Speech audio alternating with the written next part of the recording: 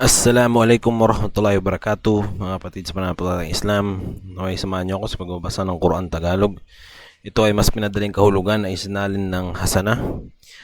Naway tayo gantimpala ng Allah subhanahu wa ta'ala, at naway sabayan niyo ako sa aking pagbabasa, at ito ay ating may apply sa araw-araw nating pamumuhay, inshallah.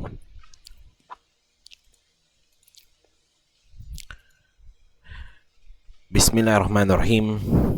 Susimula tayo sa Suratul Fatiha, ang panimula. Sa ngalan ni Allah, ang maawain, ang mahabagin. Ang papuri ay para kay Allah, ang Panginoon ng lahat ng nilikha. Ang maawain sa lahat ng mga nilikha at ang mahabagin sa mga nananampalataya. Ang hari ng araw ng paghuhukom. Sa iyo lamang kami sumasamba at sa iyo lamang kami humihingi ng tulong. Gabayan mo kami tungo sa landas matuwid. Ang landas ng iyong piniyaan, hindi ang landas ng mga kinamuhian at hindi ng mga naligaw. Suratul Baqarah, ang baka. Sa ngalan ng Allah, ang mahabagin, ang maawain. Alif, Lam, Mim. Ito ang aklat na walang pagdududa rito. Gabay para sa may mga takot kay Allah. Silang mga naniniwala sa nalilingid, nagtataguyod ng obligadong pagdarasal, at mula sa mga ibiniyaya namin sa kanila ay nagtustos.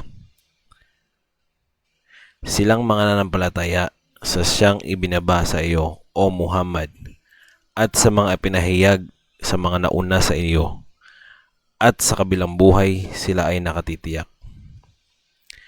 Sila yoong mga nasa gabay mula sa kanilang Panginoon, at sila yoong mga matagumpay. Tunay na yoong mga hindi nananampalataya ay pareho lamang sa kanila. Kung babalaan mo sila o hindi mo sila babalaan, hindi sila mananampalataya. Tinakpan na ni Allah ang kanilang mga puso at ang kanilang mga pandinig, at sa kanilang mga mata ay ang tabing para sa kanila ang matinding parusa. Kabilang sa mga tao ay yaong nagsasabing, nananampalataya kami kay Allah at sa kabilang buhay, subalit hindi naman sila nananampalataya.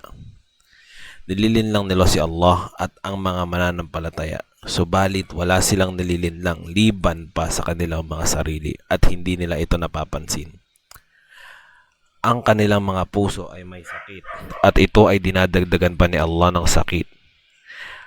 At para sa kanila ang masakit na parusa dahil sa kanilang pagsisinungaling. Kapag sinabi sa kanila na huwag kayong magkalat ng kasamaan sa kalupaan, sasabihin nilang, tunay na kami ay tagapagsaayos lamang. Tunay na sila ay mga mapanira, subalit hindi na ito napapansin. At kapag sinabi sa kanila, manampalataya kayo tulad kung paano nampalataya ang mga tao, sasabihin nilang, mananampalataya ba kami tulad kung paano nampalataya ang mga tanga? Tunay na sila ang mga tanga, subalit hindi na ito nalalaman. Kapag kasama nila ang mga nananampalataya ay sinasabi nilang, nananampalataya kami. At kapag wala silang kasama, liban pa sa kanilang mga demonyo at kapwa nila hindi nananampalataya, ay sasabihin na lang, tunay na kami ay kasama ninyo at tunay na kami ay nangungutya lamang. Subalit si Allah ang nangungutya sa kanila at inululugmok sila sa kanilang pagsubay ng mga bulag. Sila yaong bumili ng pagkaligaw, kapalit ng gabay. Kaya hindi tumubo ang pagbebenta nilang ito at hindi rin sila mga nagabayan.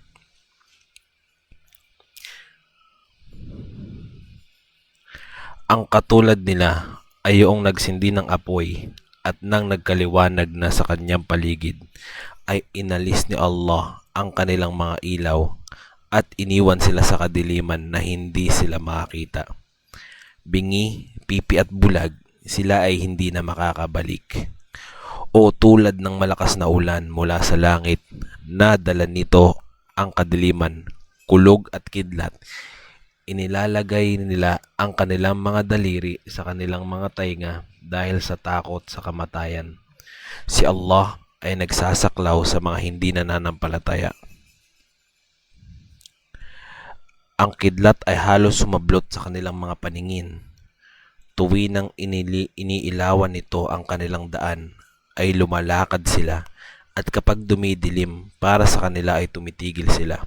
Kung nanaisin lamang ni Allah, ay aalisin niya ang kanilang mga pandinig at paningin.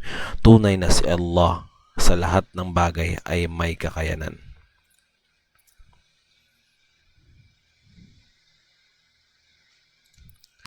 Bukas ay tutuloy natin ang karugtong ng Quran, inshallah. Naway meron tayong natutunan at naway ito ay ating may apply sa ating pamumuhay. Amin ya Rabbal Alamin. Assalamualaikum warahmatullahi wabarakatuh.